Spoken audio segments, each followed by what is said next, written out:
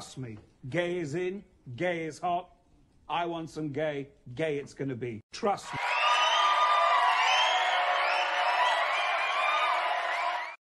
Hello, everybody. Hello. It's Sunday. So this is the day right before we go back to work.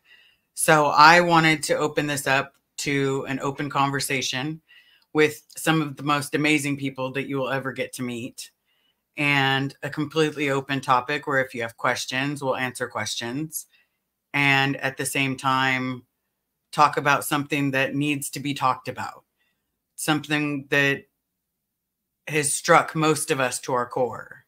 And so for that, I'm going to ask a couple people to join us so that way we can have an open conversation, just like the friends that we are. First and foremost, we've got Serge Delmar. I feel like I should have a drum roll. Sunday. Yeah, I should get a drum roll. We have the rock star.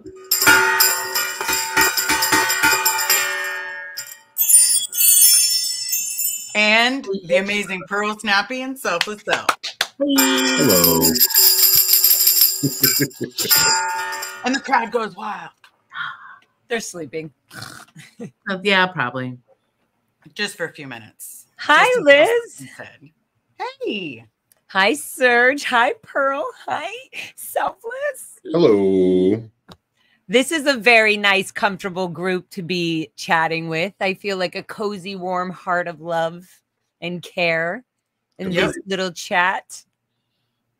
I agree. I also adore the color balance.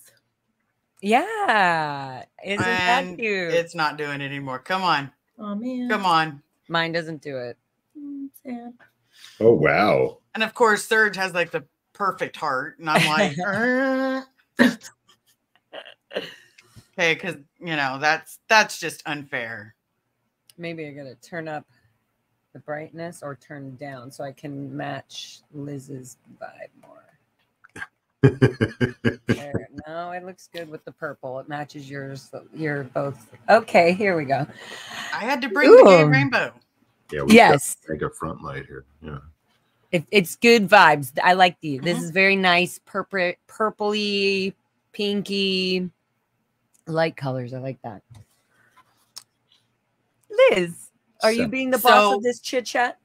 I think we're all going to be the boss of this chit chat. But I wanted to bring to the attention, I've been having epiphanies because my own, like with all the attacks that have happened, I found it very hard to continue fighting and saying, come on, I just got to get him out. Got to get him out. While I'm still trying to address my childhood trauma and realizing that that man got me into it.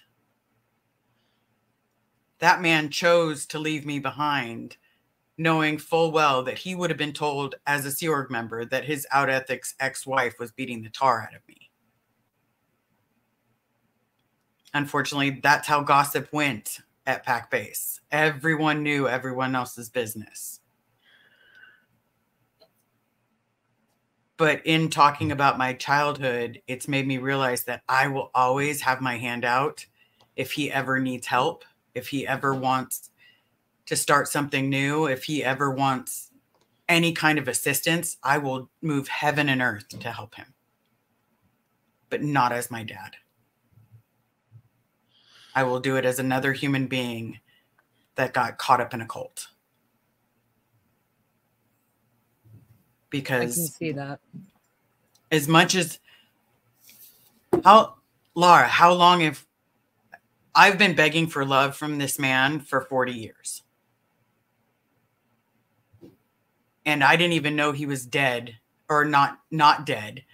I didn't even know that he was alive during that time period. And now I grieve someone, he's alive, and he's not making an effort to talk to any of the protesters.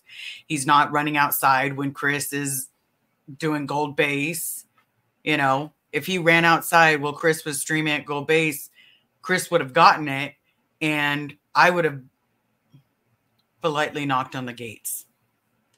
Nothing illegal. This is for educational purposes only. Well, and that's pretty major of your list. Be getting to this moment. I mean, it's unthinkable that you haven't received a shred of help, especially from the so-called police department out there. Because again, you have not laid eyes on him. So imagine how unthinkable it is that all efforts have been made for that to at least happen. But even the wellness check, you can't even get a straight answer. It's all convoluted. It's all a bunch of gaslighting. So Yeah, it's still you an open are left, investigation. right, when it could be all sorted out in 1 second, like, you know, with you laying eyes on the man that did birth you, that did brought you into those hotels and commercial buildings. It's hard Yeah. to balance. It's hard to balance the definite, you know, like, okay, I love my dad. There were moments of this, so that shows he had heart. And look, the Sea Org just kind of overrides that whole relationship from the beginning. And it's really hard to mentally be like, you know, even in those deep moments, I'm like, I love my dad. Like, I remember this, and I know there's love, and I know he meant well. And then I'm going, what the fuck? What the fuck is he doing now? And also, am I wrong about the love that I assume is love? You know, like, if he loved even right now, exactly, Liz, in a real world, right, you would be going like, well, why, if he cared and he's heard and he's seen I'm such a flap and such a problem, wouldn't you leave? Wouldn't you just leave to figure out To what come this handle me? Right. What handle me? What is this relationship with your daughter? And I don't know what's worse is me losing that closeness or whatever. I'm sort of like, not that I'm losing it, because like I'm there with you where I would help you in a heartbeat, but I'm not going to sit there going, okay, Dad, oh my God, I'm so ready to look up to you for all your help and support on the childhood that I missed out on. That's not going to happen. But at the same time, if my dad did come out and that did happen, he could also be evidence to the court saying this is what we did. This is actually what happened. And same with your dad, you know. So there's this mixed guilt thing. You know, we've been going to the courts and showing up for other people's lawsuits and cases and stuff that are happening. And we're seeing things happen legally. And where's our parents right now to be a part of that? Like, why do I want to go and get my dad into a legal situation where I have to like now take care of him and take out of my life and my energy of what I'm doing right now, which is already insane. I freaking literally was just changing spark plugs and shit on my van right before I came here. I no, Dad, all my energy goes back to me. It goes back to me. And so I struggle and I mix very much with that all the time. You know, the energy I would feel if my dad or mom did leave, my sister, my brother, mentally, things like that. The pressure that puts on me, the time that I'm now going to, no matter whether I like it or not, if they're in my space or thing, it's either going to be you're exposing this cult or I'm exposing your mind so that you learn to expose the cult. Like, it's difficult. It's definitely difficult right now where I'm going like, so many times I remember that dad that held me at the beach for the moment and for the LOA and that time off that we had. But then it's so many times in reality, I'm almost 40, I'm 38 years old. And I'm like, if I had a child right now, I would not be wondering where my child is or what they're doing or if they're okay at any age. Yeah. And all of my age, even during, and how many times were you as a kid, Serge, as we were trying to convince our parents or moms or grandmas to please, we don't want to be here. Is there something else we can do? Do we have to do this? And that's trying to ask politely without being out ethics and without trying to degrade fucking Scientology. That was with us being like committed to it. And we were like, we don't want to do this. So how many times did I have direct conversations about that with my mom and dad? Several. And they just gaslit me and changed it to, well, okay, you know, get through the cadet org, get to the EPF, join the Sea Org, and then you can go join the Golden Era positions because you already are on the lines of it. So it should be really easy for you to get back to Gold Base. By the time I get to Clearwater, I'm like, I am fucking never going back to that fucking jail prison. And I thought Clearwater was a better fucking place. So I even tried to warn Valerie, another underage minor that was being led in the Sea Org the whole time, because she now was going to Gold Base. And I was like, oh, even in CMO as a 14-year-old messenger, I was going, oh yeah, oh, well, that sucks. I'm probably never going to see you again. That's literally what I told her as a friend. And she was like, oh, what do you mean? And I'm like, well, they just, once you're up there, you just really don't go, you don't leave. It's just, I just know how it is. I said something and she was like, oh, and she said she never forgot about that. She always remembered that. Like, why did Megan tell me that? Like, God. And, and then later she goes to Gold and she's with my mom and she sees everything happening and she's like, this place is a fucking prison. So anyways, I'm going on a roll, but that's what's going to fucking happen when you talk about fathers and mothers in Sea Org of Scientology. And look at Lisa Marie Presley and Riley and all the things you're talking about, Serge. It's just like, where the fuck was this ever okay? And then, then if it was nobody's fault, then it was all of our responsibility. So where the fuck is the responsibility? How come Lisa and Riley are not, and Priscilla Presley are not talking about their deep engraved fucking chaotic connections to Scientology? Why are they never speaking about that? Why is that such an issue? Why is that such an issue? Lisa's no longer here, in fairness to her. She's no longer here. And I do think that this book from Riley is a smokescreen that we're getting from the inside. Yep. Because there was no way for that book to have been released with anyone's blessing inside of those disgusting hotels and commercial buildings. For Scientology, anything that paints them in any type of bad light, they want suppressed at all costs. So Riley, thank God she went and actually exposed everything that Lisa left behind, because she has actually corroborated everything we have been saying. And let's not forget, she was on her way to court to denounce the cover-up of systemic you-know-what out to these, aka this, and that's where it counts. To your point, Laura, and even to your point, Liz, that if our parents want to show that they're taking responsibility, they're going to take themselves to court and under oath going to literally help stop this disgusting abuse that we wouldn't have been there if it hadn't been for them. Like you just said, Liz, it's kids were not going to be in Scientology if there weren't parents offering them up. And that is the reality. It does suck to be us. It sucks that we had those childhoods. It sucks that we were exposed. It sucks that they never saw a red flag, apparently, from things that they were into as adults. And, we would question if they really should have been into that. I mean, I really do question it today. But it is up to them to really take account for what it is that they normalize at an industrial size scale. Because again, it's like, with all of our backgrounds being so diverse and different, in what world did we end up at the same establishment with more kids that made us think, well, of course this is normal. There's all these parents here and there's all these kids.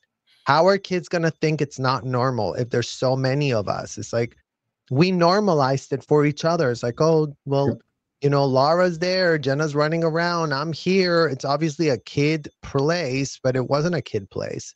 And all our parents either knew or they need to come to present time in this year 2024 and today analyze it. Just like, let's bring back their little term, come to present time. In present time, can a child be there? Yes or no? I don't care that, well, it used to be like this and we were told that it was that. You know what? You were told a million things, but you know what? Today, was it right? Yes or no? It's a yes or no answer. It's all we need. No, it was right that you were there. Well, you know what? Then explain why. Because again, role-playing to be slaves of adults isn't something that none of us should have been engaged in. Calling a grown-ass random in a hotel, sir, expected to be calling them like that. Like, It makes no sense. It makes no sense. It's not normal. It's not logical. It's not a religious experience. It's role-playing slavery inside of a hotel. And that's just disgusting. That's indefensible. And it was done at an industrial size scale with everyone knowing and everyone seeing. That's why our parents are guilty of the same thing. They put us in that situation. They told us that we were signing a contract that was very valid. That if we did break, I mean, you know, as we all broke it, ended up with us having a freeloader debt. To go back to this whole situation with you, Liz, it's like, oh, we're collecting on a freeloader debt.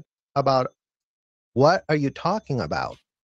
So, well, and I think from my perspective, being friends with all y'all and watching Liz, especially just because we talk every day,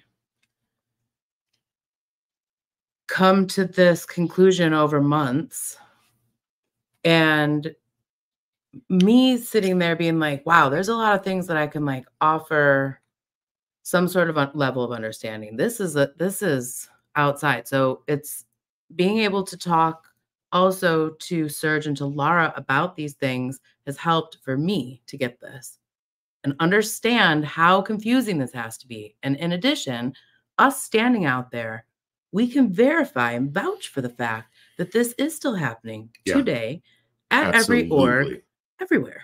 So absolutely, I think and they're training it not only in the orgs, they're doing it at the volunteer minister tents. You literally see the touch assist table at the volunteer minister tent, at the drug, because they start it with, oh, it's just simple, basic body movements. It's just normal. Don't worry. It's not what you think it is. It's just normal self-help. Yeah, you're not just feeling someone's back up. Yeah, let me manipulate, let me gaslight you a little bit, because this doesn't look what it looks like. Let me just gaslight you with, you know, we're really here to just make the able more able. Look, put the body on the thing, and then you do these things, and look, oh, they had a win.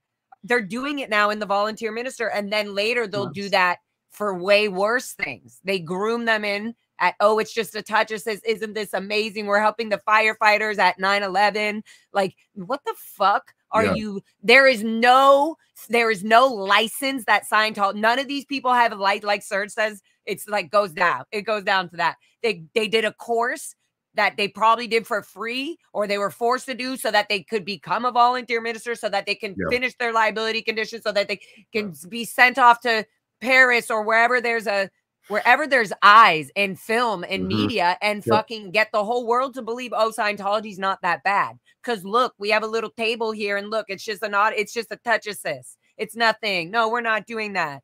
But the idea that you can slowly brainwash somebody, groom them from something that seems natural and normal at such a young age, it's insane to think like that should fucking be illegal. It's insane to think really that our brains are even healthy enough the way that they are.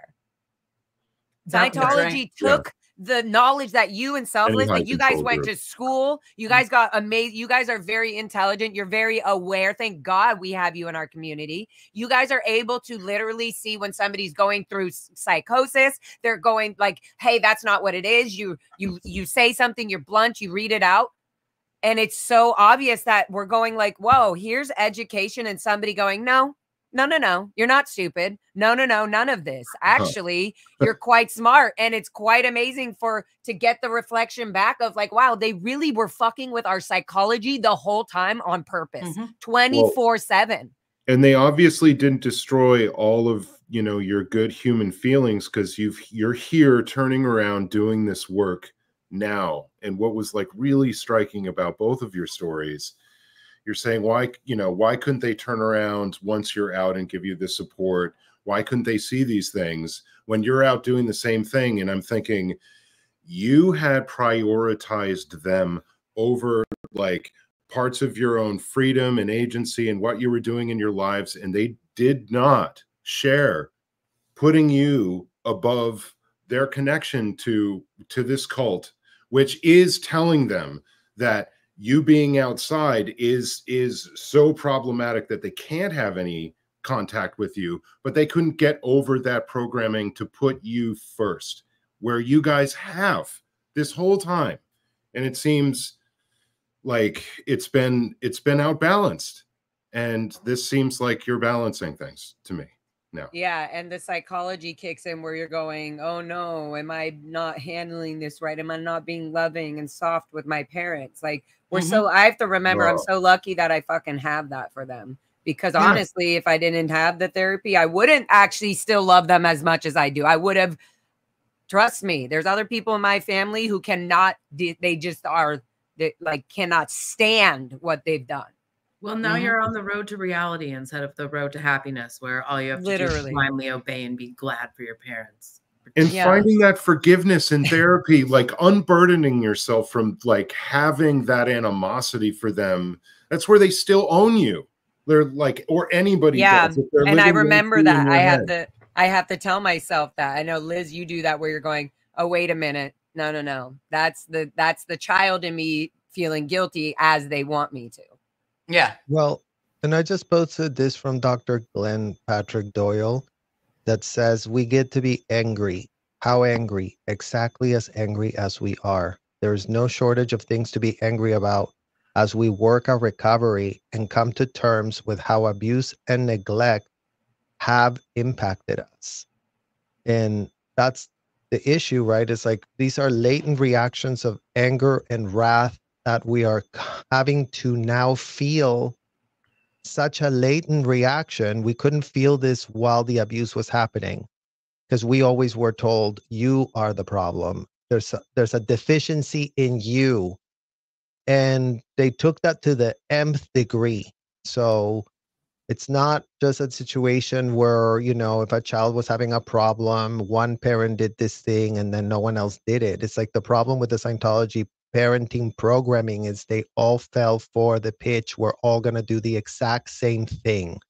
And in that agreement as a collective is when they became dangerous. Because, you know, this is not all Priscilla Presley's fault. This is not all Bob Harris's fault. This is not all Phil Anderson's fault. This is not all Pedro Gil's fault. It's the fact that they're together, agreeing, you know, and then we're talking about now we're going into the legal arena.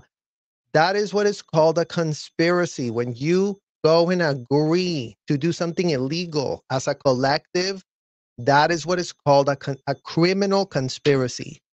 And if a collective of adults got together, Priscilla Presley, my mother, your mother, all of them, and they said, our kids are fair game, have at it. Oh, yeah, we're going to save a world that way. Damn, that's the part of the realization that is almost unthinkable. And especially like when you're third generation, like my grandmother was my groomer. She was in this course room. I started doing the courses so young because I was like, well, my grandma's doing them. Oh, look, of course she doesn't want to hurt me, you know? And even like with Riley, like Priscilla was in it, her mom was in it, her dad was in it, everybody was in it. Like, even if we thought they were weirdos, like we still had to find a way to love them because even in those times when they were putting down the rhetoric for a second and they were being themselves, like those are the few moments that you're talking about at the beach. You had that moment of humanity with them and you saw that inkling of humanity, but it wasn't long lasting because they went right back to that other thing. Like an alcoholic's moment of clarity. It's exactly an alcoholic because that's the rhetoric of L. Ron Hubbard. It drove them delusional. That's the problem. They're in delusions of grandeur. They're stuck in infantilized, self-made states where they're playing a game. Like that's what your parents say every week, Laura. Oh, we're going to play the game today. We're going to play this game. And it's like, you are a grown adult with kids. Why are you playing a game in a hotel? Well, and they say you're it not saving directly. Anybody. And in their songs. Yeah. And everything. The game of life. You know, let's make this a game, guys, and get the stats up. Play, you know, hey, why don't we, instead of being negative, let's make this a game. It's fucking happens literally every day in all the orgs, every week, every office, everywhere. Let's make it a game. So what's the game here, guys? Are we going to go to the Kings game and promote the Way to Happiness book, you know, at the hockey games? That's the game. You're going to go to the Kings game, but also we're going to get our CSW approved because the stats will be up and we're going to be passing out Way to Happiness book. That's the game. Okay. Ready, set, go. It's literally like old people are doing this. It's fucking normalizing child behavior. Like playing games like that is a child behavior. Like, oh, is this work too hard for you? Let's play a game to make it easier. Look, it's fun. And like being worked to the bone and getting like a pizza and soda reward for like making them maybe a lot of money. No, pizza and soda would be like would be like the upset award if you were allowed. Like that was pizza and soda. That sounds like, fucking great. Yeah, that was I like, remember wow. when our award was like, number one. That was sorry. Like, you can have some mayonnaise to put on those beans and rice, y'all. Welcome to seasoning from Scientology.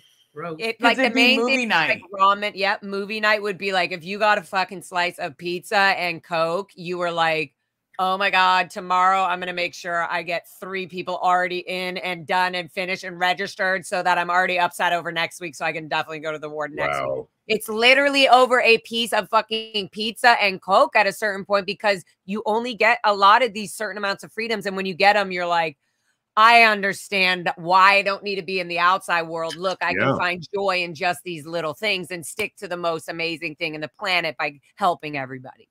By doing my job and sticking to it. And going out to eat with y'all. I'm not trying to like put you on blast, but like I've never seen y'all will order everything and taste everything just because you can. And I don't blame you. But I definitely do. Like, I definitely do.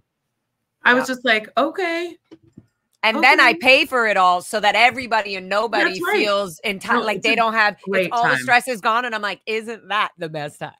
Yeah. And then you realize like for somebody like me, it's like, oh my gosh, we never got that. Like, undoing everything, like this every opportunity to like undo and rethink through those situations. And when I love to get to see it. Yeah. My mom and dad would the little times that we all did get to go on an LOA every fucking, it would have flapped if we didn't go to the funeral or 3 days and then you're back. You know, if we did get that time, it was always so watched and so like every moment, even outside to like process that on your own, even to, it was always like, if you were excited about something you saw in the outside world while you were on that vacation, you're good. It was out of balance. You're getting other fish to fry. So let's find your evil intention from 5 million years ago. From at Life FPRD. Yeah, you're going on the RPF, and now we're gonna find all your fucking evil things, so that by the time you're fit, like you just never will ever even have the thought of doing that or wanting to do that ever again. So because you saw some like cool skateboard kids, and you wanted to be a skateboard kid or whatever. Like just not Aaron Cairo. Yeah. Well, like, I mean, just, simple things, like even just seeing other kids my age that were Scientologists that were on, like that were on course, that the coachman and at Fort Harrison, I was just like, am I going to really do this? I felt like when I would see them, I would feel bad because I would be like, I kind of would be led or wanting to do that. And so I think, I'm being out ethics and out of balance. But then I would be like, but am I going to do this Sea Org thing for the rest of my life? I don't think so. Like, if I really have a choice and they're doing that, then I'm sure I can maybe live in the outside world. And oh my God, was I wrong? Like when I got out, it's like the whole outside world just seems like chaos and you don't remember things. And you're just like, what is going on? Like it's so hard to be in the present because not everything's done for you. You don't have a schedule that you're attending to. You now have to do your own life. And it just seems like overwhelm. It's a lot. Okay, here's the question. Okay. Pearl, you've eaten with most of us. Serge, you're going to have to. No, you've eaten with all of us. Here. I've eaten with all of you. Okay. When I first got out of the Sea Org, it was really hard for me not to like eat a burger in 2 bites and shove a little bit of French fries in and then go about my day. Yeah, that's the norm because we had 15, 20-minute meal breaks, if that. And we were using them quickly to go do other things, like walk to the local store and get something fun. Remember, you were told it was downtown and degraded to enjoy food. It's like, why are you enjoying food? Like, that's weird. Yeah, it's other fish to fry. That's terrible. I had no. So really eliminating every little bit of like the human animal's own enjoyment of their own existence and replacing it only with like HCOPLs. I was gonna say ramen noodles and like literally ramen noodles, and where we were like, I remember somebody did that to me, Serge, when I was cutting up like tomatoes. I saw some like Asian mom making a ramen noodle like epic, so I was like, I'm gonna do that. Whoa! So I went and went to the canteen, got 2 ramen noodles, put them in the bowl, and I was chopping up tomatoes and thin sliced celeries and corn, and then I put and I was like, oh my god, this is so good, and people were like, why would you waste your whole mealtime making that just to eat that? Like, I was like, what is this fuck? I was like, I don't know the answer to that, but I'm going to keep eating. Right. Anyway, so yeah, there was no clarity. It was just like, I don't know why I feel this way because I feel it, but I'm not allowed to have this feeling, but I'm going to enjoy it secretly and privately so that I don't get in trouble. Yeah. Food, well, and desserts. Oh my God, dessert. When we were having sugar whenever I want. Well, within reason, so I don't make myself diabetic. But at the same time, it's like having a tiny bit here and a tiny bit there. It's like, oh, okay, yeah, nice. When before it was like, no sugar for you. Right. Or even like, are you eating a Snickers before course? It's like everything was judged. Right, Serge? Like, well, they would literally be like, yeah. And what did you eat? They would be writing before your sex check or session, like, what is it? Like even the supervisor would be like, you don't look well rested. What did you eat? Protein. Yeah. So you ate 2 graham cookie crackers from the canteen and a slice of the tuna. Anyways, it's just simple things. Like I said, when you're hungry, here, have a Snickers. Yeah, that's what you should have said. You should have been like, "No, I need to be." Well, I need a little sugar and peanuts. How about this? They wanted to know what you had eaten before they took you in session, and before they asked you if you had any tight clothes or shoes on to undo. Right. So it's all this like attention on food and sex and the body. Right. It's part of every single audit that you do in Scientology. There's not one single time anyone could ever possibly audit you that doesn't have to ask you, because it's called a model session and setting up a session, and there's a whole film. Everyone has to be a robot. Everybody has to ask this. You get in trouble if you don't ask about it. Like, I mean, and if you don't ask about it in a certain way and tone, you literally are trained to say a certain thing with like intense TR and tone 40. And at the end of the word, like, did you masturbate? It's like to make it very clear. Yeah, they tell you, like you have to impinge. To like make a reaction. And we've been yelled and screamed at our whole life. Impinging on my diddling stories. Yeah. Ma'am. It's funny. It's the exact like reverse of Crowleyan magic that he came out of, where you're meant to expose yourself to like all of these things that may get you like all of the pleasures of the flesh and everything, and do them all the way up and kind of form your own personal power through like kind of passing through the fire of like taking the body experience all the way up. Definitely black magic. But that's what he was exposed to with Jack Parsons and LRH. That's what that religion is all about. And not being able to physically move, selfless. Like Serge was saying, I didn't realize that. If you move, the auditor's like, is there a reason you're twitching? Yeah. Because it makes a big movement in the needle. And so your hip, you're forcing it's keeps you in a hypnotic frozen state. You literally forget how long you've been in the room for. Yeah, trance state, sure. How is a kid down? How is the child flat, shoulders back? Yeah, pants down, whatever the fuck. And like, how the fuck are you supposed to leave a controlled hypnotic state like that under a spell? How are you supposed to leave? How is a child who was born into this thinking, if I don't do this, I'm never going to be free and I'm going to be a degrading, disgusting person for the rest of my life? And not only my life, for the rest of my fucking eternity, because this is the only lifetime that I can actually get auditing to clear all this shit out. Right. And I'm going to fuck it up at the only opportunity that Scientology is giving me. At 14, 12 years old, 8 years old. You're literally thinking that the whole time. Well, yeah, I guess that's borrowing on the concept of like saving your eternal soul, and, you know, you getting this one chance. And if you don't accept the offer that's freely given to you, then you're going to burn for all time. It's kind of borrowing from that concept, which I find to be teaching that to children might not be a great idea. Well, like, and I just posted on my video. sorry, the recruiting Yeah. video that says it'll be your choice, and if you decide, the rest will go and you will stay here to die with the ashes or something, and it just sounds horrible. But yeah, go ahead. It was I like haven't seen Terminator. this. I Like, wanna see if this, you don't please. do this, Terminator is Yeah. going to We need to happen. read through the Dianetics. Well, what I just posted, Yeah. in terms of our, like L. Hubbard said, right? Definitions really matter. So, aggravated child abuse under federal law 18 USC Code 2340 defines torture as any act intended to inflict severe physical or mental pain or suffering for the purpose of coercion, punishment, or control. When these practices are directed at children, it becomes aggravated child abuse, a felony in many jurisdictions. For example, California Penal Code 273D specifically criminalizes the infliction of cruel or inhuman corporal punishment or injury resulting in a traumatic condition on a child. Scientology's methods of isolating, punishing, and mentally breaking children fall under the scope of these legal definitions that make such practices not only abusive but also felonious under applicable state and federal laws.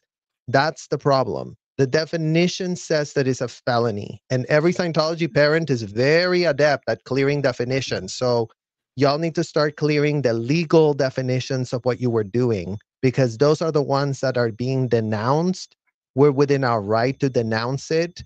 We've been always projected on that whenever we have a problem or denouncing it, it's like we're being bad people, and it's the complete total opposite. If we didn't give an F, then we wouldn't denounce it. Then we would just pretend that it's not a problem and there's nothing to see here. Yeah. But the fact is that if it's not denounced and if it's not defined for what it is, not the delusion. The pitch was, oh, everyone's getting a session, everyone's going free, but you know what? They weren't. According to this definition, nobody was going free. Everybody was on a bridge to total indictment and criminal behavior. That's the bridge that L. Hubbard pitched, just so you guys understand how severe it is. The alarm needs to be sound. People need to get their confront level to come up, like they told us at the hotel, ad nauseum, really raise your confront of evil. Well, you know what? This is what this year is calling for. All Scientology parents, raise your own confront of your own evil, of what you did do. Not your idea to tell everyone to loosen up their pants, but it was a convicted felon, and then you put your children there. All Scientology parents know this. This is why this is across the board situation. This is not, only Priscilla knew that they kept telling Lisa to loosen up her pants and her bra for a session.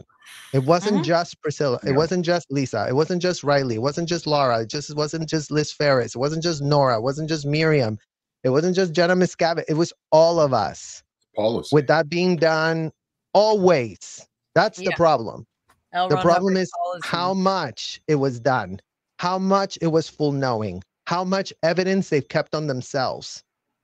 Because that's the thing that doesn't make sense today. Like, if you kept all that evidence about it, then why are you not realizing how fucked up it all is? Because you have it right there in your records. Your PC folders are filled with the evidence of what is indefensible, because no one had a shred of capacity to be analyzing that information, data mining it after completing a 2-week course pitched by a convicted felon, taught by including not limit to underage kids like myself.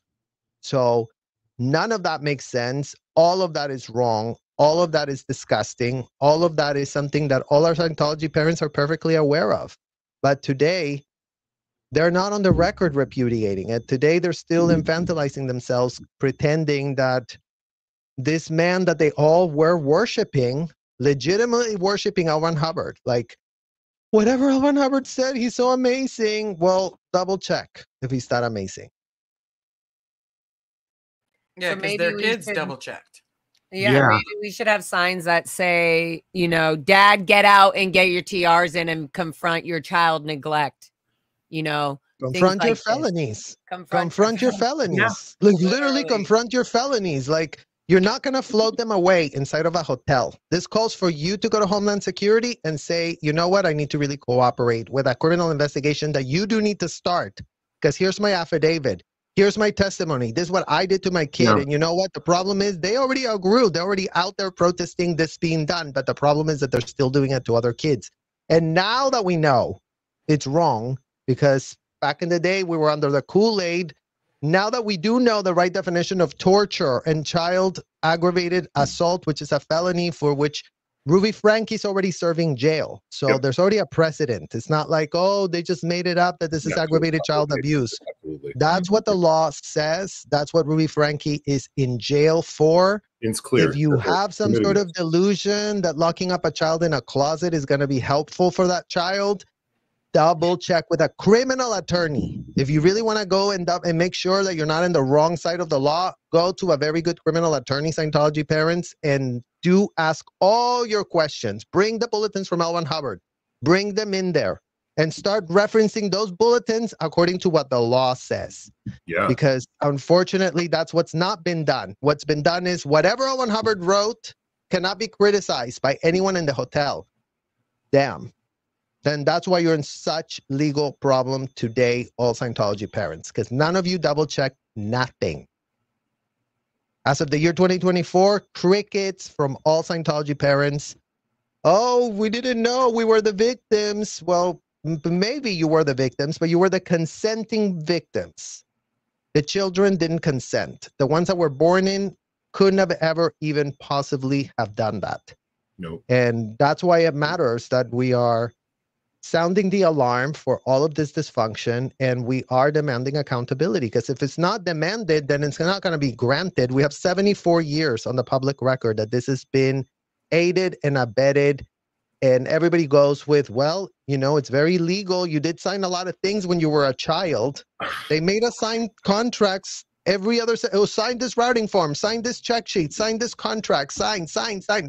You're just signing. Every check sheet, everything we sign is a contract. We had no fucking idea we were doing that. Gross. We had no And idea. that's the problem with the adults. Like, if you were So- signing a lot of stuff, then Scientology can claim that you consented to all of it. That's the problem that all Scientology parents have. You have to Well, the tell us that you problem- didn't consent. Yeah. The problem with contracts like that, if you can prove that you weren't of like the proper mental state to be able to enter into an agreement like that, and certainly if you're a kid, you're not. So, And certainly if especially you were you're a coerced, kid and especially if you're from physically birth. coerced, you're not. So like whatever contract you signed under those conditions, I would say probably wouldn't hold any water, bear any scrutiny. No, they absolutely don't. I will say for me personally, I had a lot of scrutiny. And as a kid, you know, No, I just mean in court, like the contrast wouldn't. no, I mean, in court. so basically what I'm saying is like, sorry, my phone is sending off what I'm saying. But so I got bullied when I was at Mace Kingsley. I got punched in the back because I was standing up for one of the AOLA kids. I went face first into the cement, busted my 2 front teeth out. I was left at Mace Kingsley for hours because my mom, it was a Thursday, and I remember it being a Thursday, and I had heard it early in the morning, and she couldn't come and get me until after 2. So I sat there at Mace Kingsley, constantly being handed wads of toilet paper as it's absorbing the blood pouring out of my mouth. We go to an emergency dentist. They have to pull my teeth, but because I'm in shock, they can't numb me. So I get a pair of pliers shoved in my mouth. And then I get 3 nurses holding me down, plus my mom holding me down, yanking my teeth out. There's a new phobia of dentists right there, just in case anybody wanted to know. The next day, I was in ethics, writing up my overts and withholds for getting my mom off of post. Yep. And what did I do to pull it in that this person punched me in the back? If I had just stayed out of him trying to bully the AOLA kid, then none of this would have happened. Oh my God. It's so terrible. Same thing. And then when you go into auditing, and needle's got to float or you're back riding over. Yep. Sorry. Same thing happened when I 8 years old, running with all the cadets to the maintenance shed to get the shovels to dig up, to do all of our projects. And because the adult was late, one of the kids helped me up. Kimberly Alcock lifted me up to the window to open up the window to get in. And she lifted me up too far. And I fell head first and like went unconscious and had a huge concussion and woke up to finally that adult opening the door and like all this bright light with all these kids waiting to get in. And I just had fuzzy vision, and they were doing locational assist for 8 to 10 hours.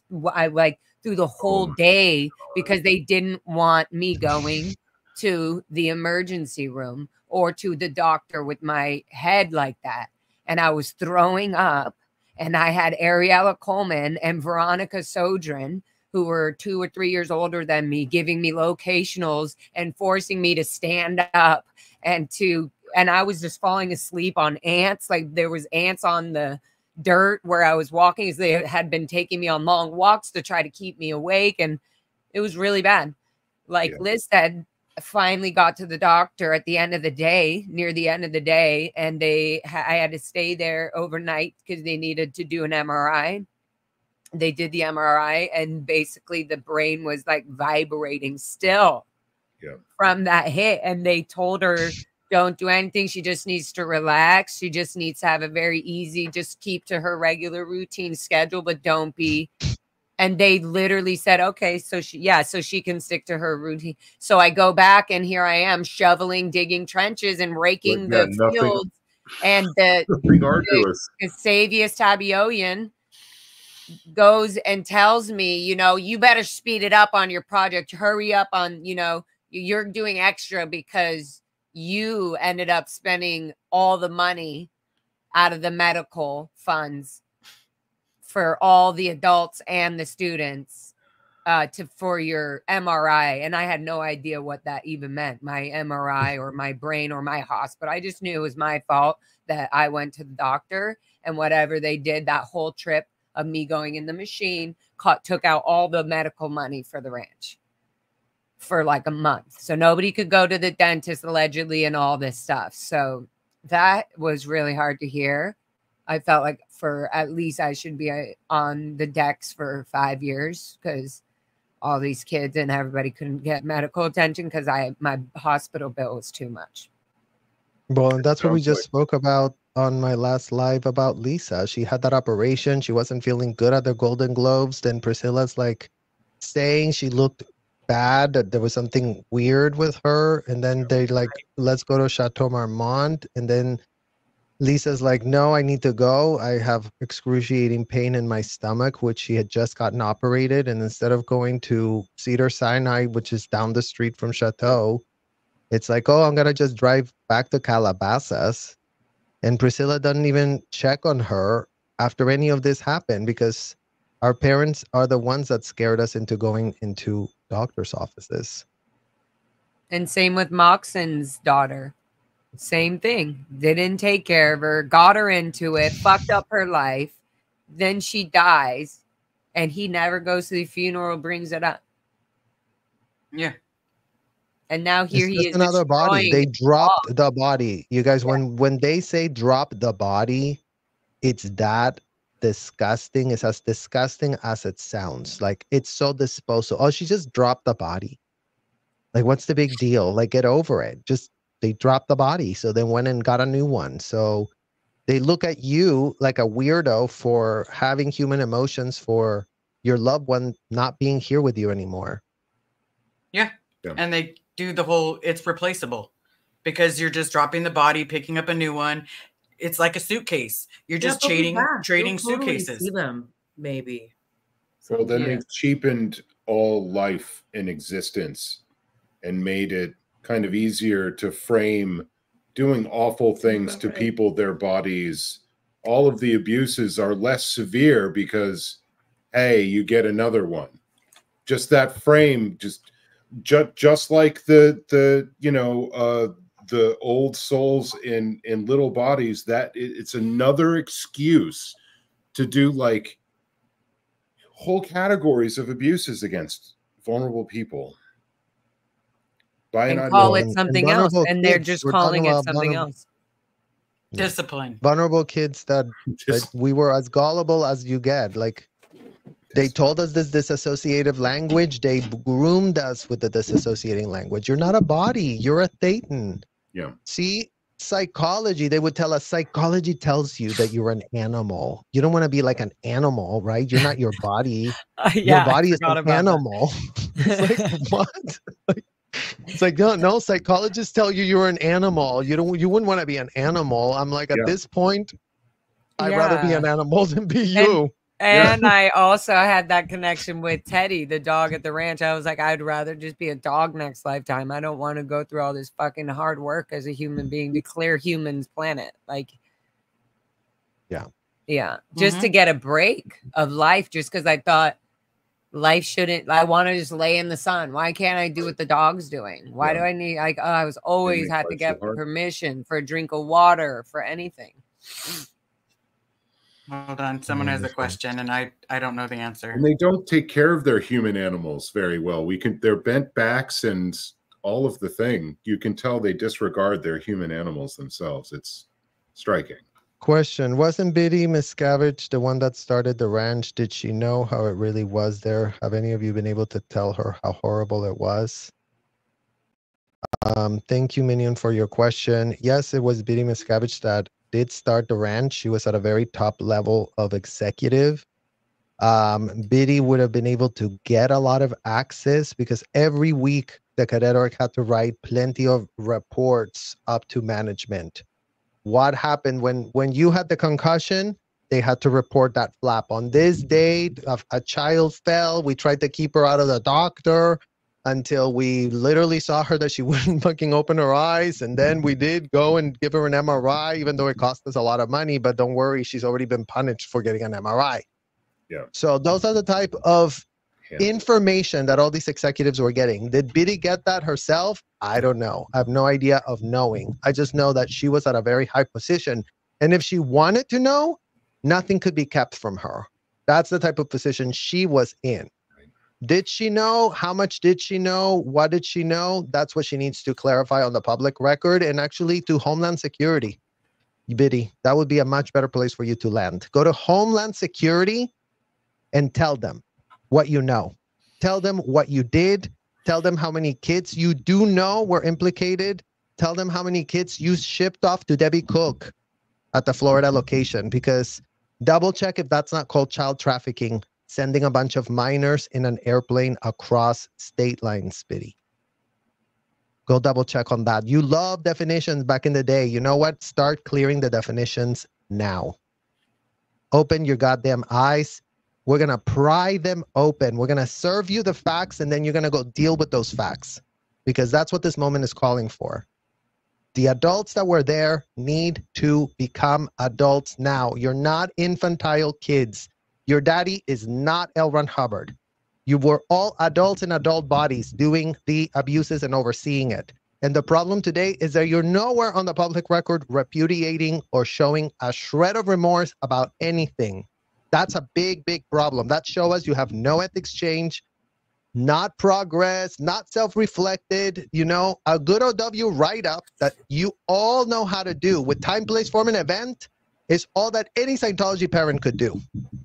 Write a real OW write-up, and don't take it to the hotel. Take it to the FBI. Take it to law enforcement. Take it to a criminal attorney and start cooperating with the investigations that are needed. Start securing a deal for yourself based on how willing to come clean you are. Because you did tell all the kids, oh, you're not going to have a happy life if you don't have clean hands. Well, y'all's hands are dirty AF. Literally dripping with coagulated blood off of all the kids you bamboozled, child trafficked. And yeah, thanks to you, all of this abuse still continues. Because even if you got out, guess what? It doesn't matter. You got out, and how did it stop? It hasn't stopped, because what's everyone pressed about? I don't know. What is everyone pressed about in Scientology? What are they against, really? That it's a cult. That's a glib statement. It's a cult, and what?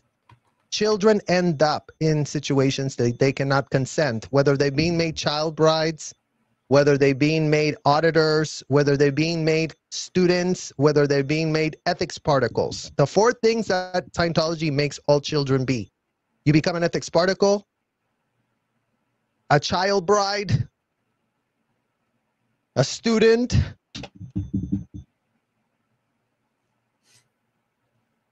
Kind of a fake military officer. Yeah. You know. Yeah. It's interesting that, you know, it's also a huge opportunity for these Scientology parents to right these wrongs. They have this huge opportunity to do something to make this change, to change things for the better for the people inside and for anybody else that might be facing this, to be able to expose what the heck happened to their families, the destruction of their families and their children. It's a huge opportunity to do good if it could only be framed to them in that way and they could accept it. It's huge. Well, and that's the thing about the law. Not everybody gets that Unlike redemption. the ethics that L. Ron Hubbard pitched, the law, Scientology parents, will take the context of the situation. Scientology didn't allow you to have a context in any of the ethics cycles. The law will. The law will be, wait, what? You put your child in there and you were defrauded and you're now coming in and self-incriminating and you're coming with receipts and you're being a solution, not a problem. Okay, we can work with you. We'll give you this deal. We'll actually immunize you. You won't even have to go to jail for any of the criminal acts you did. Yes. Because thanks to you, we're going to be able to stop what's been done. So that's the thing about, like, there's no excuse for any Scientology parent not to be already cooperating Correct. with law enforcement. And there were hundreds of thousands of them. What excuse would the LAPD, the Clearwater Police Department, the FBI, Homeland Security have to not be doing anything about it? Yeah, right we now, can get all our they have parents. is that, oh, well, no one's come to tell us it's a problem. Apparently, everyone had a religious experience there.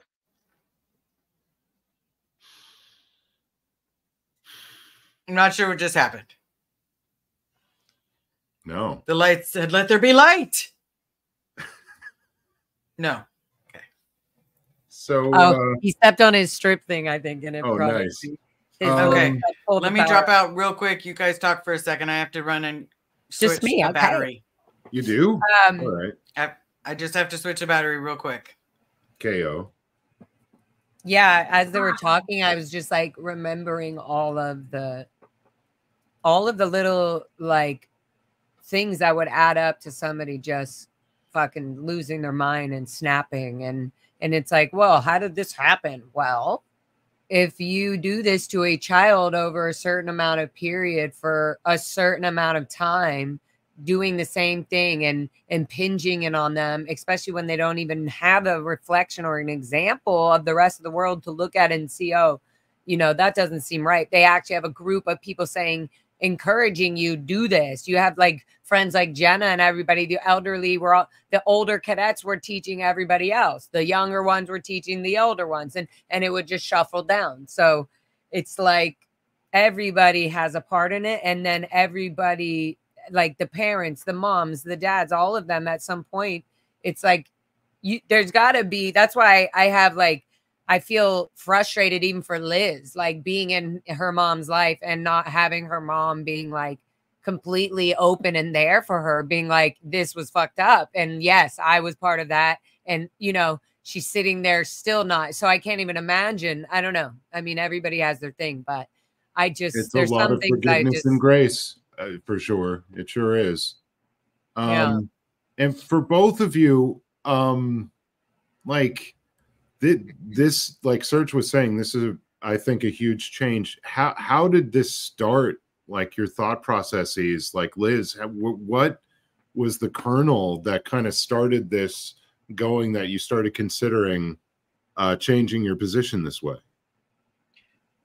Because it was really hard for me to realize that in the last 2 years, while I've been trying to fight for him to just wave his arms, whistle again, do something, you know, give me a sign, throw me a pigeon. I don't care if it's covered in bird shit. Like, give me something.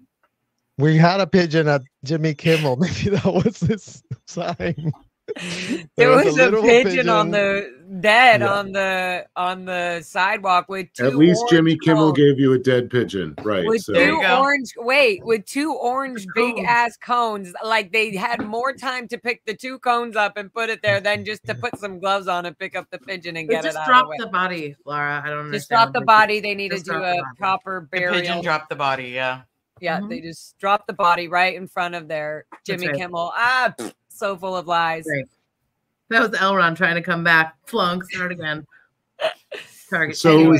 it was just thinking back to kind of how much you had put into this, the investment. It was thinking back into how much we put into this, and then talking to Serge Obolinski, and he would like every time we spoke, he'd be like, "Have you heard anything yet? Has your dad reached out?" Yeah. Mine reached out to me the other day, and it was like I was a little jealous. And yeah, of course. If anybody knew Ivan Obolinski, it was no one to be jealous of. No one should have been jealous of Ivan Obolinski. But I was a little jealous that Serge got his time with his dad. And even a person like Ivan Obolinski can put his kid first. Why the hell can't my dad? Yeah. You just totally screwed up priorities. You know, give me a sign, give me a, come out waving a red flag, wave a white flag. Anytime someone was protesting by you, scream out, "Hey, I'm Bob Ferris." You know, anything. And if he still does it tomorrow, I will do everything within my power to help him. But I can't make it my prime focus, because my prime focus is getting through my childhood so that nobody repeats my childhood. Yeah. Is remembering the ridiculous amount of auditing that we had to go through, you know,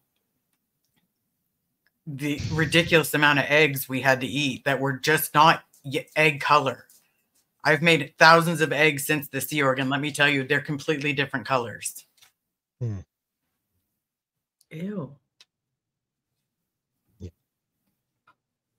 Do you remember that, Laura? And even, that. And then it reminded me of the uniforms, how so many people's uniforms stunk so bad because they would just only have one pair of something. Yeah. And it was just so hard to get a pair of fucking proper size uniform shoes or, you know, a proper size shirt or anything because you were wearing other old Sea Org member shoes or whatever. And it just, nothing was personal. Nothing was connected, nothing. And through all that, the only thing I feel for so long that we were like even afraid to leave was because of our parents, because we would be such a disappointment. And oh my God. Well, that's the last thing that they have then, right? You know, they have you by your family. Yeah. When you've spooled out the belief system and you can see the trouble all around you, they have you by your family. Yeah, and they used our families every single time to try to get us to stay when we were leaving the Sea Org. They would have, you know, last minute chance, you know, get somebody to go in and talk to them and whatever. And it was just horrible. They sent my brother and it's just, and here my mom and dad and none of them, my mom too, she's like all quiet, tucked away at the gold base in her little David Miscavige spell. And it's like, she's the mother of me. There's so many times where I feel so much anger where I'm like, how selfish of you, how selfish to just put a child in a position where she knows she didn't want to be. How fucking selfish of you.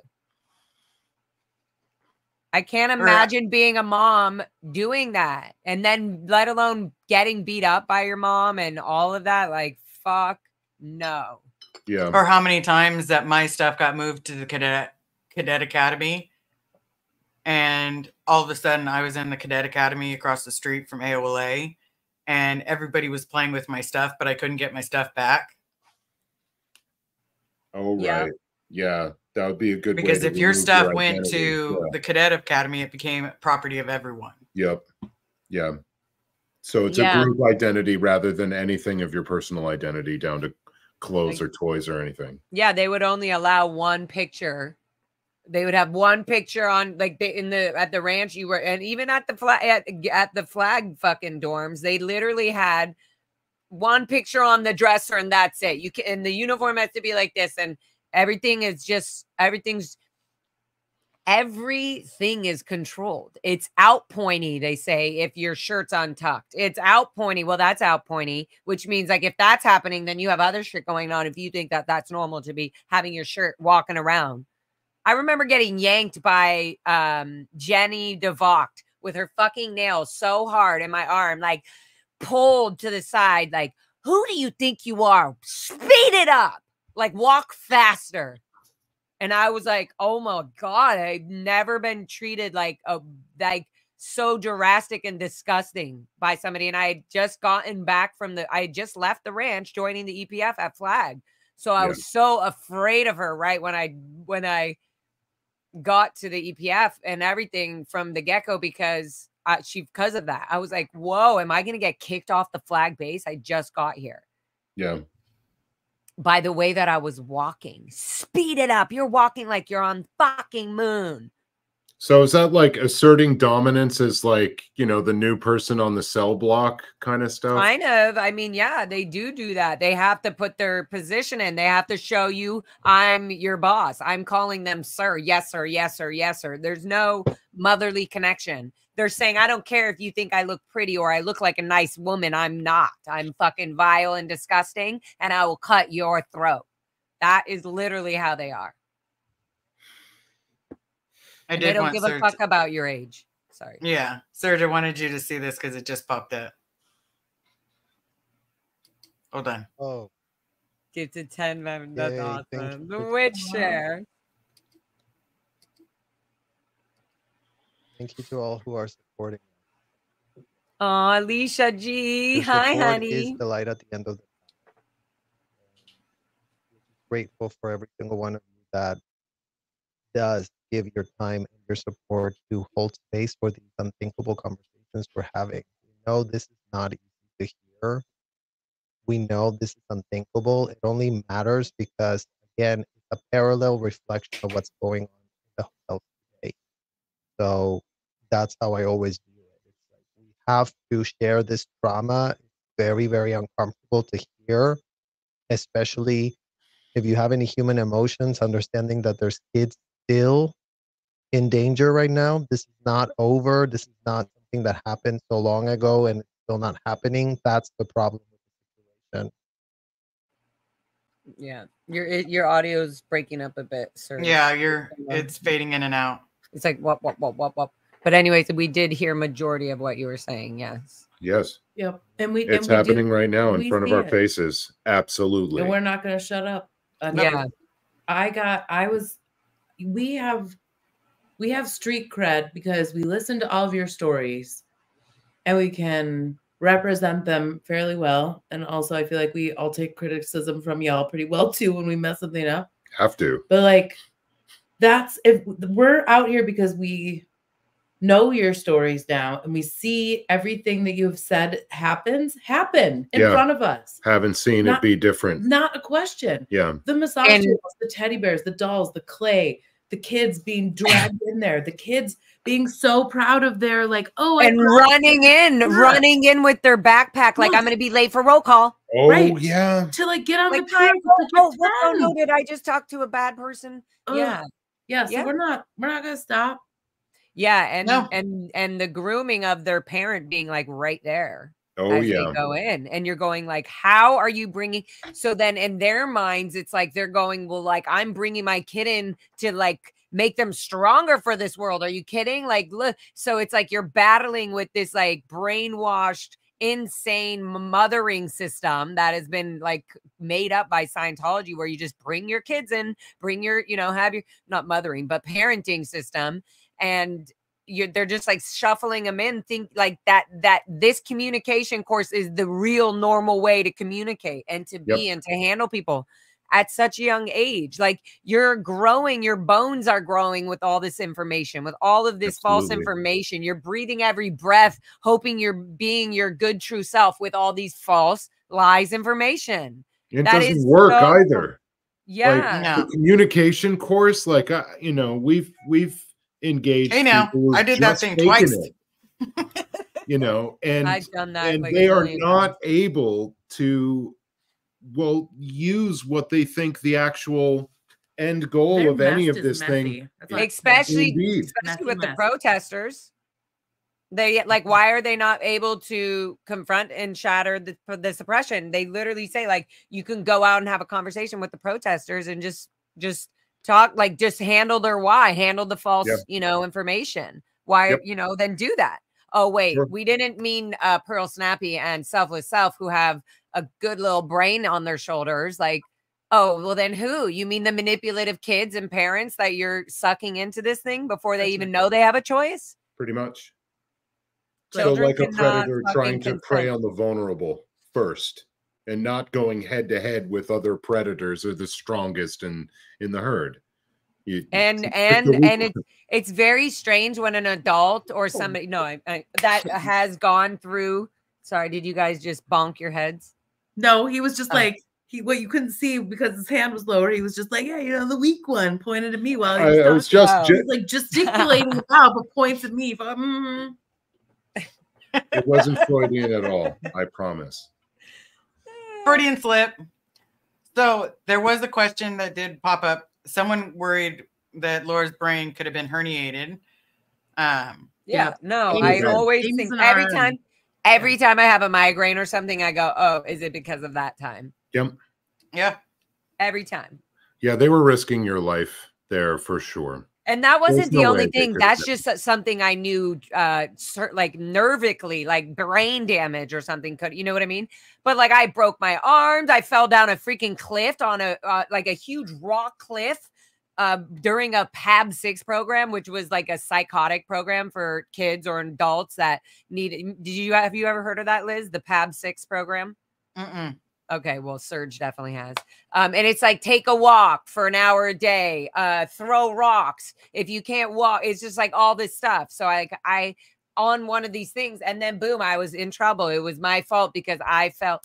And guess the person running, Erin Woodruff, who's in, I believe, RTC now, but she was another like older cadet that was like carrying me practically in like shock and panic because she thought she was in trouble because I almost died. Like there's just so many things. Yeah. It's just nonstop. It's just constantly every single time. Anytime you got to get permission to go to the dentist, you have to be, your teeth has to be severe for you to be first in line, or you have to be on technical lines or on, you know, celebrity lines to really need to go get your teeth done or whatever. It's like your body's not a priority. You're not important until you're needed or for something internally. Like, stay on your job, do your job. This is all you should be paying attention to. And if you're thinking or paying attention to anything else, anything else that it's going to distract you, we'll know because we're watching you. We can see when you're slightly falling out of line. Yeah. Our whole childhood, baby, all the way from baby, all the way to adult, leaving this year, you're still going through this. You still have this mindset. Oh no, what is my mom going to think when I tell her I'm not a Scientologist? Is she going to be nice? You know, are we still going to be okay? Will I be able to live a normal life without? It took like 5 years just to get through that. And so there's so much. Yeah. Yeah. Well, I told my mom like 4 years ago, I do not believe in Scientology. That didn't go over too well. Yeah, what was that like? A whole lot of, we're Scientologists! Like we are in this family and... Yeah, I mean, it was just a couple of months ago that her mom admitted that it was even like close to being a cult. Right. Would even say the word. Am I wrong? Yeah. So like, and that's with Carrie, like explaining some of the stuff that she's been through, right, and comparing it to some of the stuff that I've been through. But when Carrie explains what she went through, it's immediately a cult. But when I went through it, that's just how things were. What did you do to pull that in? Because she has to defend that part of well, or what why she didn't you did. tell me? So, like, if that's true for you, then she actually did something wrong. She's not ready to take responsibility, but you can see those patterns in other maybe organizations or other phases of life as actually being a cult. So that's interesting. But that sounds like progress of a sort, though, right? Hey, baby steps are baby steps. Carrie taught me to realize that baby steps is just fine. Every inch counts. Yeah. I don't know if you guys heard her. Serge Del Mar said, good to see you all. Fix the audio, but now I have to run. Thank you all for the support. Kiss hug, kiss hug. No more kids in Scientology. Oh, okay. Heck yeah. Yeah. Yeah, that was great. That was. But I do love the children cannot consent. Like, just talking about it, because it does make me realize all those things. You could never consent. You were never allowed to have your own choice. No. Well, right. How many times did I get shoved in a bathroom full of ammonia because I talked back? Exactly. Bleach, ammonia, whatever was under the sink, get to work now. Yeah. Well, or the combination, because they did it was Saturday and the everybody had their job. Glove. Yeah, white glove, and one kid would be in charge of the toilet and the other would be in charge of the tub, but you didn't want to fight over the cleaning supply. So, I'll use the bleach to do the tub and you use the ammonia, and then all of a sudden you have two kids fainting in the tub. Oh my God. In the bathroom. People were fainting all the time. Yeah. One kid two kids, Christina and Jessica, were like caught daring each other to drink the ammonia, and they had to like get them to freaking slow drink milk or something. Anyways, it was just like, it's just so things that happen because you're being used. Your life as a child is being used and configured into something it's not natural. It's not supposed to be. Yeah. And like legally and legally and naturally, right? You know, like your brain is informed to be able to have enough wherewithal to be able to make these life-altering decisions in so many different cases as a minor. So it's instantiated in the law. Everything in pediatrics says the same thing. Everything in pediatric psychology says the same thing, and neurology backs all of this up with actual, like, your brain just isn't fully formed in the forebrain mostly, which is executive function, higher reasoning. So that's why you can't be tried as an adult until a certain age, because you're not really all the way responsible. It's more how you're being brought up, which is going to define all of your actions, says the law and says society. So no, you can't. You can't consent, like, neurologically, psychologically, legally. Can't consent. Yeah. I loved when you said that. I was listening one time, you were like, at the Texas org or something, you said something. That's my speech for sure. Yeah, and I was like, it, but I hit it. I was like, oh, that is so true. Yeah, I yelled it out loud. I was like, that is so true. Legally, da da da da. I like repeated everything. I just wish, that was made clear to these police organizations and the federal government. And so this question before, has anybody, taken their experiences to Homeland Security, and what's the process? I'm not sure. I have not, and I don't know the process. I would like to know, and I also know I have to be sort of ready for it mentally, muscle wise, so that I can dive into that and put it all down, because that's going to be a tough one. So it's a lot of combinations, but I don't know the process.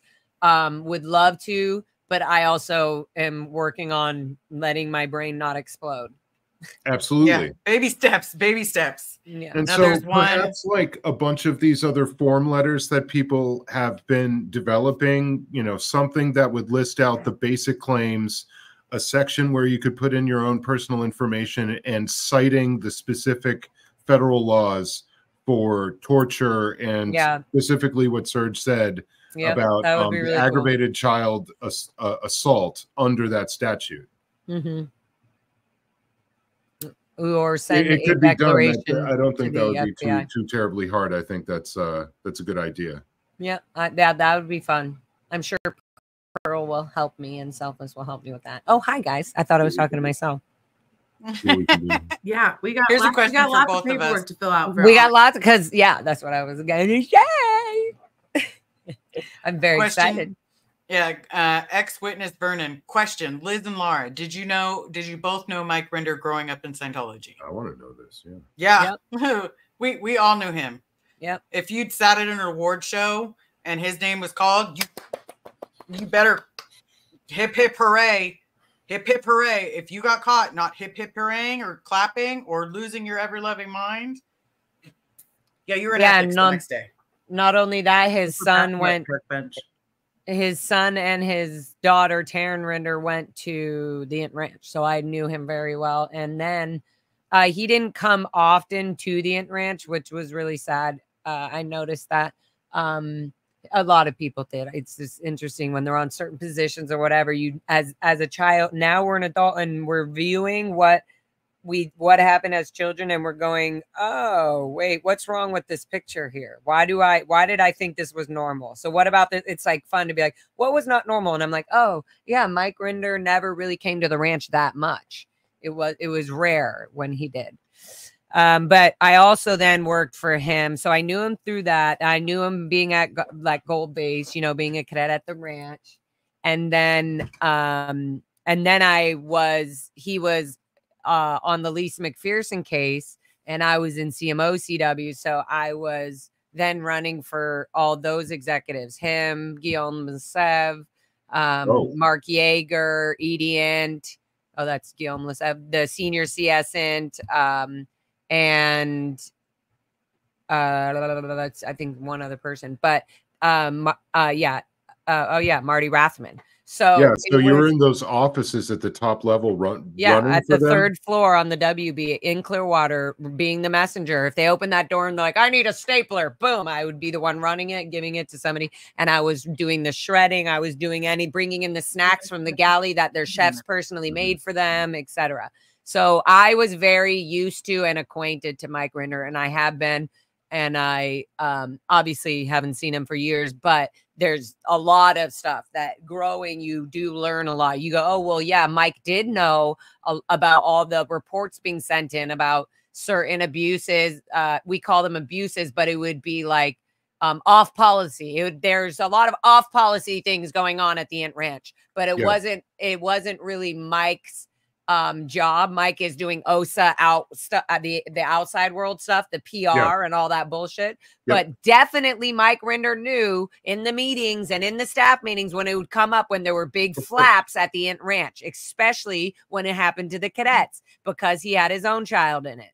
Both Taryn and his younger one, Ben Rinder. Which is what blows my mind, that he acts like he can just be like, how could I have known that, sir? Because even people that weren't in, we listened. We listened to what you said. And you were like, I know all of this because I wrote it. Yep. Okay, but now when that's not convenient and you haven't maybe told everything, I don't know if you have. It's not my business. Or this doesn't add up and I'm going to keep saying it till it does. Right. But so like imagine somebody child trafficked for so long and deeply ingrained into what they think, like going out and flirting with somebody is nothing. Like they're just so used to doing that kind of sexual, whatever it is. Right. And then you're trying to degrade, like if they're not doing it for themselves and you're just trying to open them up to it, like, come on. Oh, you're going to keep saying things. They're just going to, you know what I mean? It feels like that because it's so similar. It's like, my dad would have to never go back to Scientology. My mom would have to never go back for them to actually get what's going on. If they were going to come out and really, they would have to come out fully, and then they would have to really just like for themselves realize like they're not going to get brainwashed or reprogrammed again by going back saying, oh, my daughter said this. And they're like, oh, you better fix that. That's out ethics. They're coming out and they're never going back, and then they're going to have a different perspective. But until then, it feels almost impossible. Yeah. Have you thought about writing a book on your experiences? I thought about it. I'm I write music. I guess I write music and songs Yeah. for right now until I can write a book. Yeah, I've thought about it, but right now the hardcore details that I remember so vividly are a lot of abuse. So I'm nothing against the book Precious, but I really don't want to write a book that makes me feel like that. Yeah. Okay, hold on one second. Did you know Mike Rinder, Liz? I knew him from the awards and the ceremonies. Right. I had met him once. Yeah. At an event, but Okay. that was it. Yeah, right on. You know, and yes, he was Sir. I want to ask a Yes, sir. snarky question. Really no way. I want to ask a real snarky question. Okay, what's your snarky question? When you think of Mike Rinder, this is a multiple choice answer. There's only 2 answers. There's only one right answer. When you think of Mike Rinder, do you think about the Aftermath show, or do you think about him standing outside there during that press release during Welcome to the stage, Michael Rinder. Yeah, that's Right. what you What I think remember. about. Right. Okay. So, because I think about the Lisa McPherson Yeah. new press conference Yes. of him in that suit on his like little phone. That's what I think. Not the Aftermath show. Yeah, was Not the Aftermath was Funny he show show. was even a on perk. that call? They're just saying it for, you know. It was actually a Prosperity. perk for me because I recognized him, and I was like, Yeah. if he could get out, Mm, then that's fair though. then I could get out. And he knew Right. so much more than I knew, and Right. he'd experienced so much more, and I knew that his ass covered up a hell of a lot more. So in the process of that, it was like, okay, so me coming forward, but then when I first decided to come on to like the YouTube Well, and that's actually why show we my face, Bought in with Mike at all. I was scared. I needed Nora. I'm going to be dead ass honest. I was scared of coming out as not only gay, Yeah. you know, which is a big no-no in Scientology. And he I doesn't didn't like know. that either. No. I didn't know if anybody from the ex-Scientology community was going to accept me, because some people still have those beliefs and some people don't. Yeah. You know, Yeah. I struck gold with Laura. She's non-judgmental. She doesn't care if you're black, white, purple, green, orange, as long as you're your authentic self and you don't disrespect her or lie to her, you're good. Or talk during her sets, which I can also just respect. How did you guys know? That's Mhm. so sweet. But it's true. Like we like not even long ago, we're just learning like, oh, actually we don't have to be afraid of this person, or I can say what I want and I don't care if that person doesn't want to be my fucking friend, then good. Let Yeah. it be. So Yeah. let it be. Say And lovely. and it's interesting to even feel the muscle and the strength and the I don't know, just the like calmness of being like, okay, well then that it's not even a big deal. If we're not friends, we're not friends. It's fine. Like, what is with all the added crap? It's just like let it be or not. And it's interesting to just let our brains kind of enjoy life, enjoy the food, sit there, go, I remember when I had to like hide this in the corner and eat it, and now I can fucking enjoy it. Like there's so many little things of life that are the thing that now keep me going. Like, yeah, I didn't have this, but also even if I did have this, I'm glad that I can enjoy it for its full worth and everything right now, as much as I didn't have it as a child or whatever it is. So it's a weird twist, but you can also see where people haven't had that. They aren't fulfilled in that love or that care. And whether I wasn't either, I can see, oh, this person still doesn't have it. It's an extreme form of delayed gratification where like for a whole portion of your life. And so, I mean, people do this in their lives, like little bit, okay, I'm going to deny myself this so that it's really good. Like maybe for decades or for your entire childhood. And it's a wonderful gift that you get it now. It's terrible that it was ever taken from you. But I do see both of your enjoyment of these things pretty clearly. It's great. Yeah.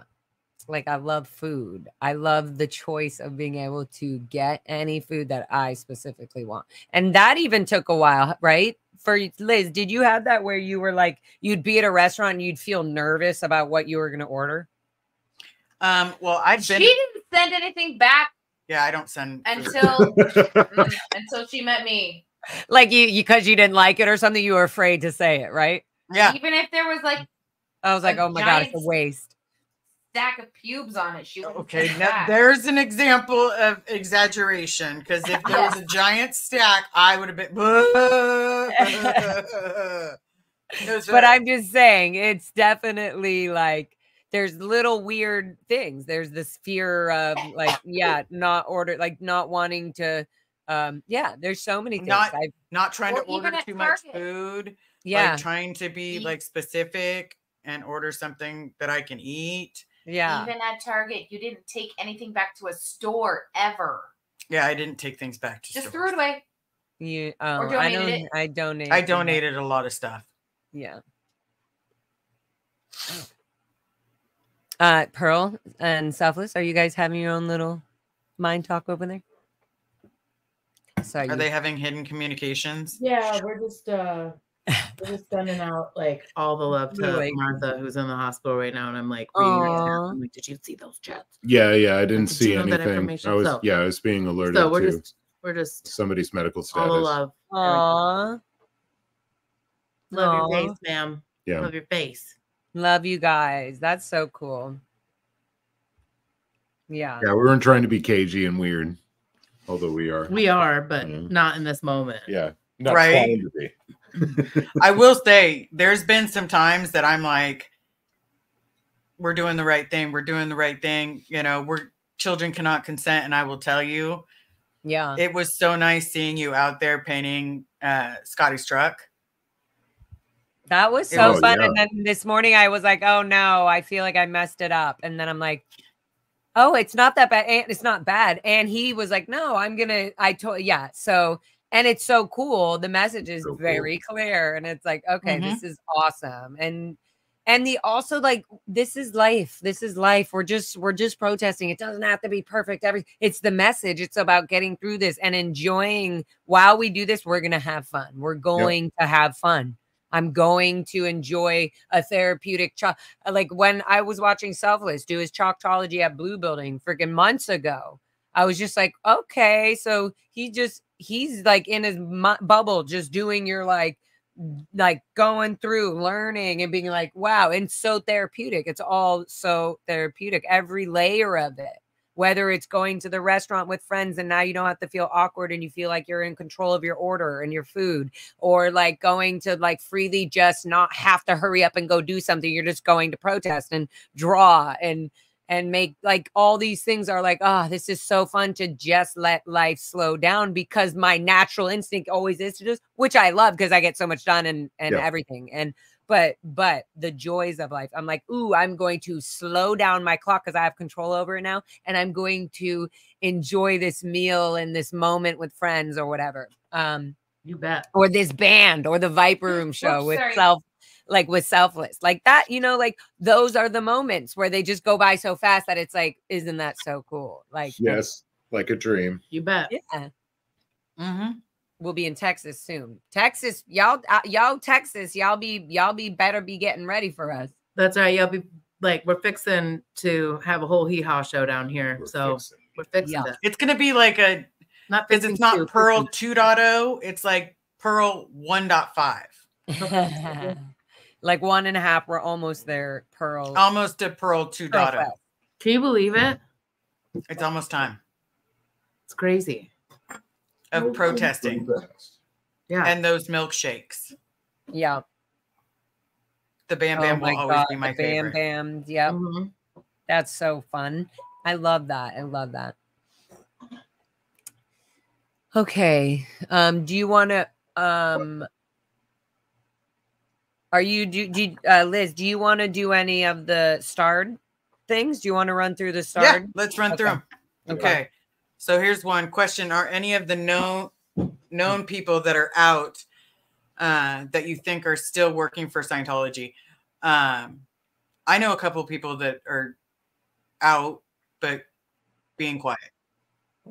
Yeah, I know a couple people that are out that are being quiet. I know, a lot of people that are being quiet. I know a lot of people that are out that are pretending that they still believe in some of it so that their friends and people will, like, they still go to the events and stuff, but they're not. Well, they say they're not, but I'm like, how could you be going to these events like a ridiculous person just trying to uphold a fucking stupid, pathetic life you're having? If that's really what you're like, if you're not a Scientologist, then what kind of life are you living trying to hold up all this fake fucking crap? It's just so Right. lame. They're hipping. DOA's balsamic hot dog. Is there really a recipe? Because why did I read this the first time and I was like, Balsamic There hot was. dog? Did you That not does see the kinda sound entire? good. There was an entire conversation about how you can make cheap hot dogs taste good with balsamic. Okay, and Okay, I he's don't know gonna how I have to feel give about me the that fact that recipe I'm just like, because no, I no, like let me turkey give you the dogs. canon on this. But there you go. Yes. We need to learn about it.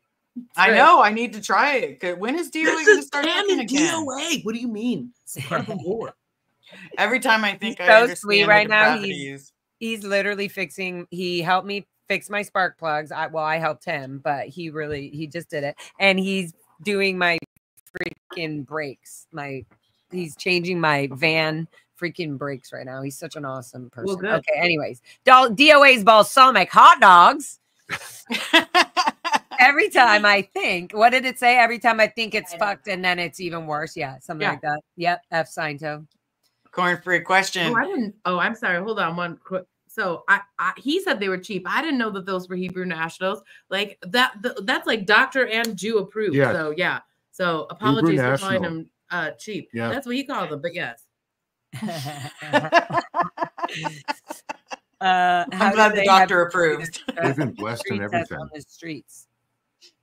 I'm assuming no one is asked to undo a bra or their pants. So they do a stress test. No, the stress test, there's a difference between the stress test and then there's the personality test. The stress test is when they have you sit down and they put you on the e-meter and they pinch you and they go, okay, recall the moment of the pinch. And then you go, oh, and then it goes, see, look, the needle moved when you recalled it. And so that's how and then they show you that's the stress test. That's how they use this machine to stress to test or see the flow or the energy of your stress. And that way you can pinpoint it exactly and then blow it. Like you can make it vanish and go away because you can, handle it with the e-meter guiding you. Correct. And the personality test is the 200-person question, which is they pull you off the street to take and say, would you like to take a personality test about yourself and just see and a lot of people are very self-involved. You often sing and whistle just for fun? Yes, I do. How do they have people do their stress tests on the streets? I'm assuming no one is. Yeah. So there's a good example today. Cubs champion was right next to a Dianetics table on the streets of Boston where they were issuing the stress test. And so it was just a bunch of college kids who were kind of goofing around, trying to see what it was. Today, that's the best example I saw recently of them out on the street trying to issue these things, and he just stayed right next to the table, and so you can see him trying to do it. So actually, the practitioners of this, I think, weren't super expert. It didn't look great. Yeah, they're just trying to throw people out there now and just like, come on, get involved, get on there, get on the bandwagon. Yeah. They were very low energy, and I think two of the oldest people at the Boston org right now. So they do that there. They give you the little test, and then later you're really going in session and doing all the other shit. Right. Yeah. So it's not really considered auditing. It's just like a demonstration of the concept for Marisa says, this is a very powerful conversation. Thank you, panel. It's helping me come to terms with my own childhood abuse. Thank you, Marisa. Thank you. Question, Liz, what makes you able to give the care to your mom now that she couldn't give you as your child, as your child? You're as a child. Well, it's said wrong, but yeah. Yeah. Because I wanted to be better. And nice. That is one thing that always was important to me is when I love something, I love it. I love the shit out of it. I will overlove it. You need me, I'm there. I got you. No, I'm not going to stab anybody in the back. I got you. But at the same time, I have to learn to forgive some of the stuff that's happened because they're not the same person. If they were the same person, they would not be in my life. Mm-hmm. Yep. And that's how we have to learn to accept things and grow as better people, not make fun of them, not belittle them, not try to get people to attack them, but to let people know what really goes on behind those walls. Because you know what? If I can't forgive my mom for some of the shit that she did, then how do I expect to forgive myself for some of the shit that I did as a Sea Org member? Sorry. Bless you. Oh my. Yeah. We Sorry. bless you. We forgive you. But that's the big thing. Yeah. Yeah. Laura, question. Who washed your cadet uniforms? The cadets did. The cadets, in fact, my sister was the services secretary, so of the cadet org at the ranch and stuff.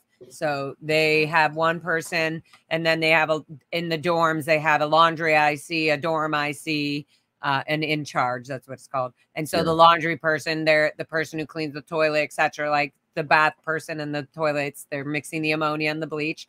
And then one kid's running the laundry up to the laundry room with all of our socks and shirts and our uniform. Everything we owned had our initials on it. It was an order. Your underwear, everything had your initials, and the person, the laundry IC, would be able to know every initial of every child's or adult's name, and so they would file it in their dorms. They would fold all the laundry and the uniforms and put them in the dorms, in the dorm piles, and then the laundry IC of that dorm would come to the laundry room, grab the pile, and bring it back down.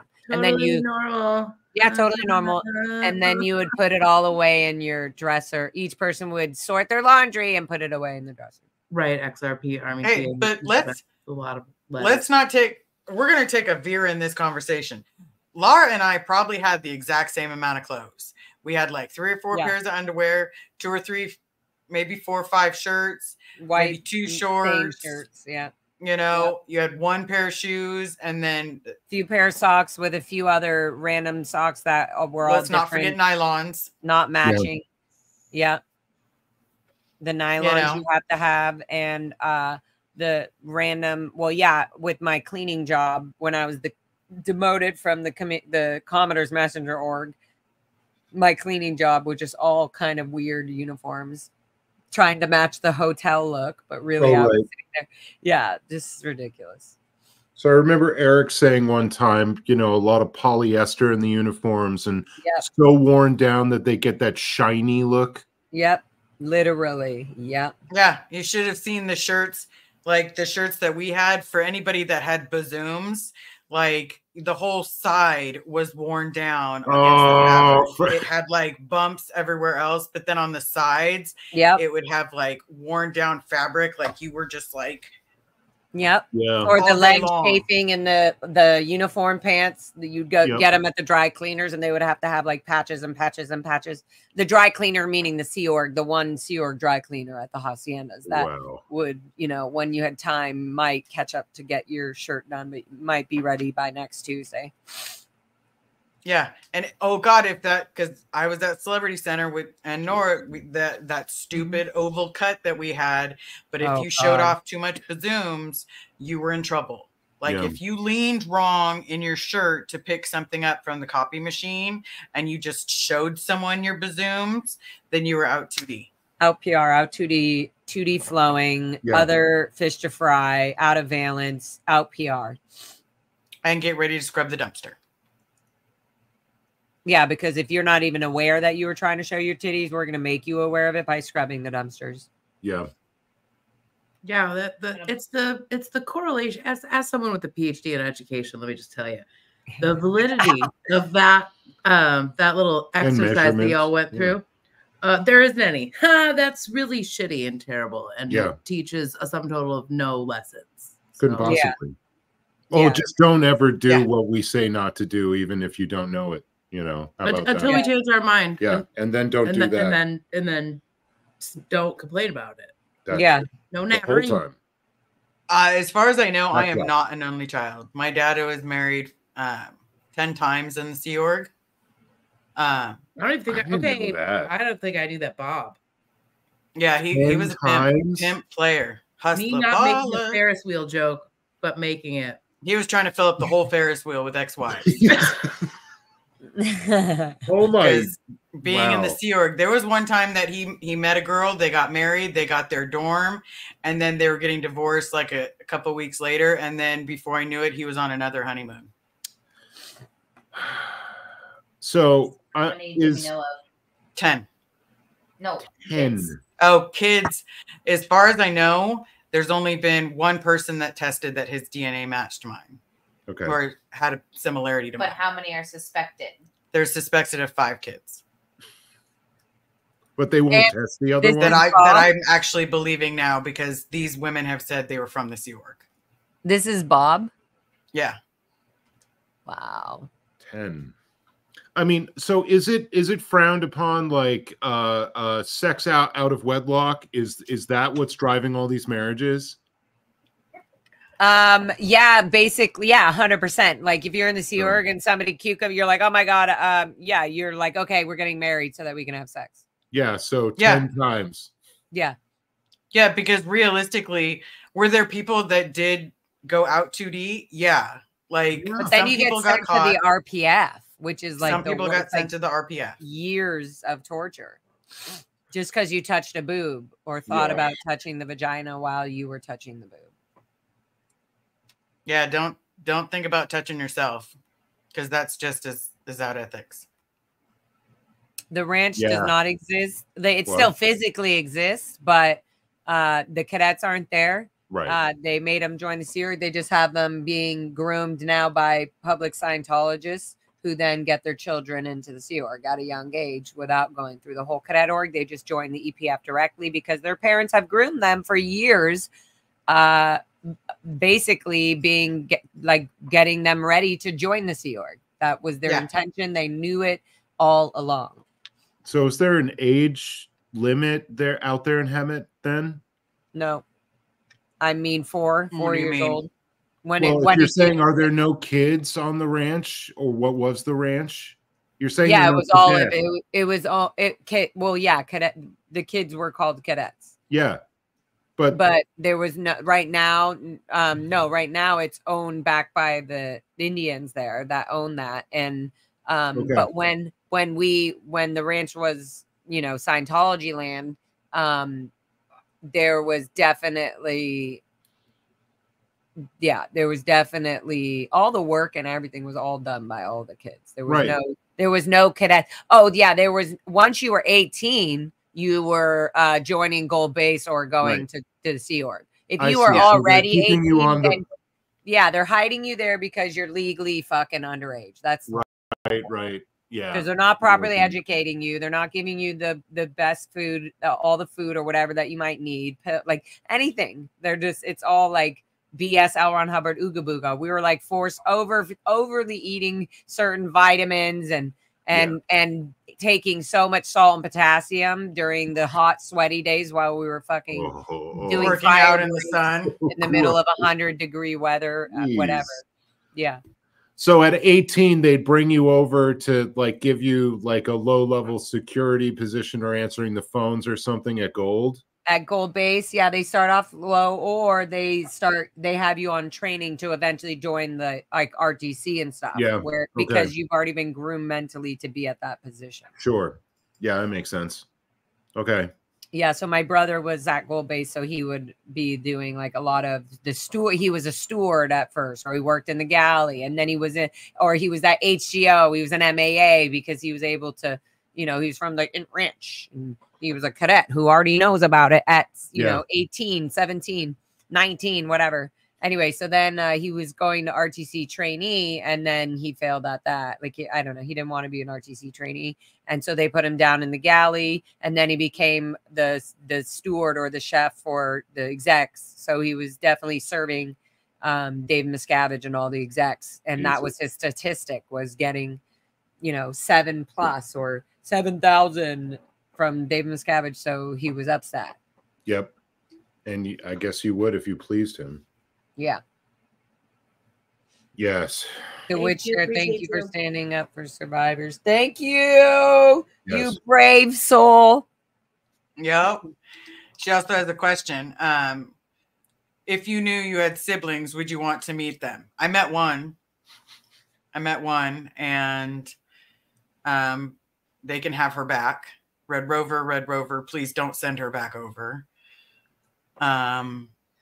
She was unique. Then I met another one, and I thought it was going to be like the same situation, but then it turned out to be like the male version of me, but just in shape and, you know, cares about their body and covered in tattoos and same sense of humor. Wow.